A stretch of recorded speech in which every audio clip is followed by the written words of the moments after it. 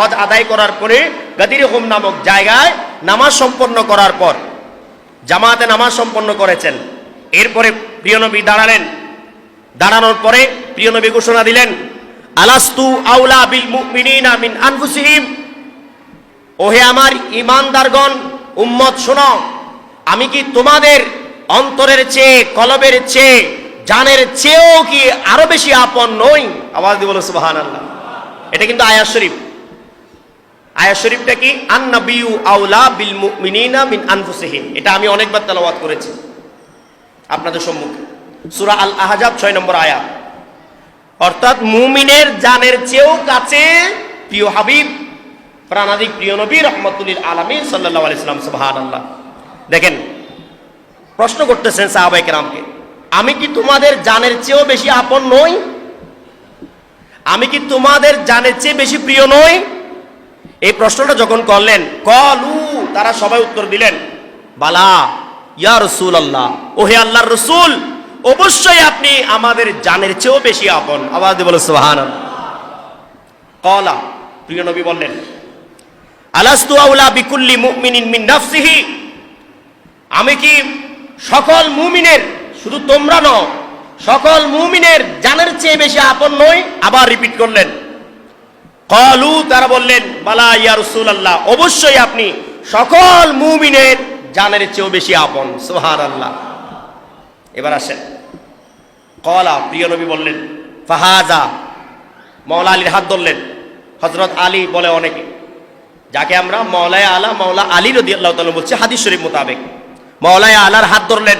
ফাহাজা, এই যে দেখো, এই ওয়ালিয়ু মান আনা মাওলাহু, আল্লাহুম্মা ওয়ালি মান ওয়ালাহু, আল্লাহুম্মা আদি মান আদাহু। এভাবে হাদিস বর্ণনা করছেন। মান কুনতু মাওলাহু ফা আলিয়ুন মাওলা, মান কুনতু মাওলাহু ফা আলিয়ুন মাওলা, আল্লাহুম্মা মান কুনতু মাওলাহু ফা আলিয়ুন মাওলা, আল্লাহুম্মা ওয়ালি মান ওয়ালাহু ওয়া আদি মান আদাহু। এভাবে হাদিস শরীফগুলো বর্ণনা করতেছেন। মান কুনতু মাওলাহু ফাহাজা ওয়ালিয়ু, আল্লাহুম্মা ওয়ালি মান ওয়ালাহু ওয়া আদি মান আদাহু।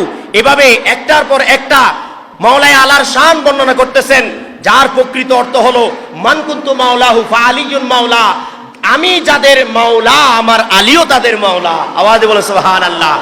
যারা আমি নবীকে তোমাদের জানের চেয়ে বেশি আপন মনে করো, তোমরা আমার আলীকেও তোমাদের জানের চেয়ে বেশি আপন মনে করবা।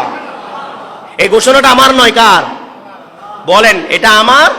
আর হাদিস কোরআন শরীফের আয়াতে আছে, ওমা ইয়ান্তিকু আনিল হাওয়া ইন হুয়া ইল্লা ওয়াহয়ু ইউহা। প্রিয় নবীর সিদ্ধান্ত কার সিদ্ধান্ত? বলেন না কার? সূরা আন-নাজম 3 নম্বর আয়াত। প্রিয় নবীর সিদ্ধান্ত কার সিদ্ধান্ত? প্রিয় নবীর বক্তব্য কার বক্তব্য? প্রিয় নবী যাই বলেন সবই আল্লাহর কথাই বলেন। সুবহানাল্লাহ। আল্লাহর কথা ছাড়া কোনো কথা, আল্লাহর বাণী ছাড়া কোনো বাণী নাই। সেজন্য বলছেন, মান কুনতু মাওলাহু ফা আলিয়ুন মাওলা, তোমরা যারা আমাকে মাওলা হিসেবে কবুল করে নিয়েছো, আমার আলীকেও মাওলা হিসেবে কবুল করে নাও। আমার আলীকেও মাওলা হিসেবে কি করে নাও? কবুল করে নাও। দেখেন, শুধু এটা বলে নাই তোমরা আলীকে কবুল করে নাও, তোমরা আলীকে ভালোবাসো, এটা তো আরো অনেক হাদিস আগে বর্ণিত হয়ে গেছে। তোমরা আলীকে ভালোবাসো, আলীর পক্ষে থাকো, এভাবে করে বলে নাই। নিজের সাথে বলেছেন যে আমাকে যারা আপন মনে করো, আমার আলীকেও তারা আপন মনে করো। সুবহানাল্লাহ। আমাকে যারা প্রিয় মনে করো জানের চেয়ে, আমার আলীকেও তোমরা জানের চেয়ে প্রিয় মনে করো। আমি যার মাওলা, আলীও তার মাওলা।